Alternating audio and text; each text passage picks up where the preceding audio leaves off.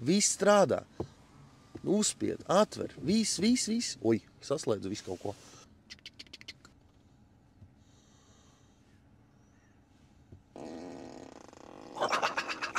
Reāli tu vari braukt. Un te var uztaisīt tā, ka viņš pirdīs ar pagriezienu signālu. Rekur. Tas ir tik rēcīgi. Reāli te var braukt un čakarēt draugus. Dievs. Nu, it kā liekas, ka, pilnīgs muļķības. Bet tas ir reāli, tas ir rēcīgi.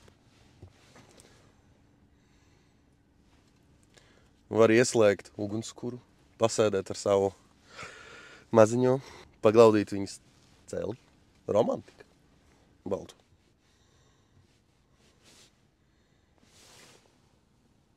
Ja paliek garlaicīgi korķi, tu vari pazīmēt. Starp citu, korķi. Kādi korķi ar elektromobīli? Tu taču brauc pa autobusa joslu. Nekādos korķos nestāvi.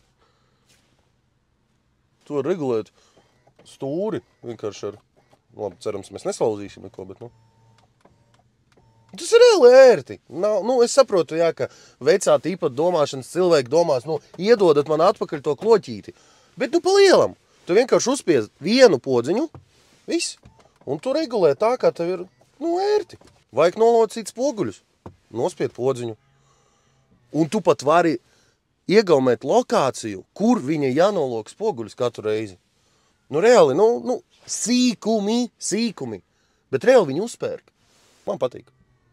Ejam pastīties, kas lācīta vedrā. Kas lācīta vedrā? Kur dzinējs? Nav te dzinējs. Dzinējs ir uz riteņiem pa taisno. Te ir lādētais, lai uzlādētu. Tieši tāpat, ka tu katru vakaru lādē savu iPhone mājās. Ar elektromobīļiem ir forši tas, ka tu ver vaļā haubi tikai, lai pieliet logu šķidrumu. Viss. Te nav jātais nekāds apkopis. Nekā, te nav iekšdedz dzinējs. Tu vienkārši brauc. Viss. Kur meklēt braucamo? Motorfai LV. Labākā likme piķim. Tepat Motorfai LV. Apkopo datus no oficiāliem autotirgotājiem Latvijā.